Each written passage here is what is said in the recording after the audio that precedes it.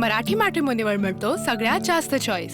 मराठी मॅट्रिमोनीने लाखो स्थळं जुळवली आहेत। यापेक्षा चांगली गोष्ट काय असू शकते? मराठी माणसांची number 1 choice Marathi matrimony. Jalgaon शहरातल्या पिंपळा परिसरातील आनंद मंगल कॉलनीमध्ये गोळीबाराची घटना घडलेली आहे आणि ज्या ठिकाणी आपण आहोत याच ठिकाणी ही गोळीबाराची घटना घडलेली आहे।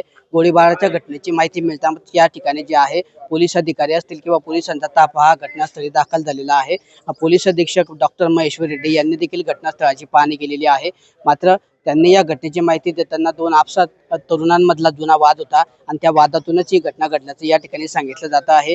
दोन तरुणांमध्ये देवाणवरून काहीतरी वाद होता आणि त्या वादातूनच ही घटना घडल्याचं जे आहे पोलीस अधीक्षकांनी आपल्याला बोलताना सांगितलं आहे। आणि या घटनेचा निवडणूक प्रक्रियेशी कुठलाही संबंध नाही आणि दोघेही ज्यांच्यात हा वाद झाला त्यांचाही कुठल्याही राजकीय पक्षाशी संबंध नाही अशी माहिती देखील या ठिकाणी पोलीस अधीक्षकांनी दिली आहे।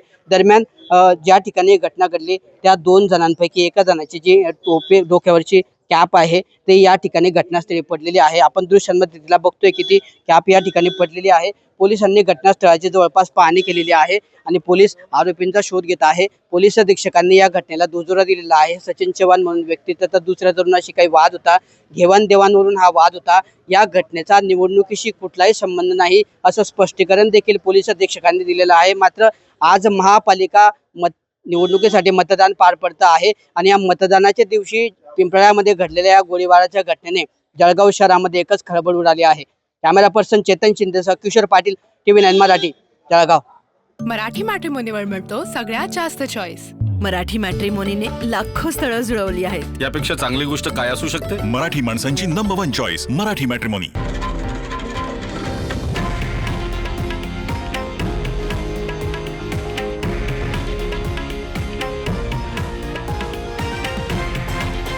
हे आहे देशातील नंबर 1 न्यूज नेटवर्क आणि आपण पाहत आहात TV9 मराठी, एकमेव।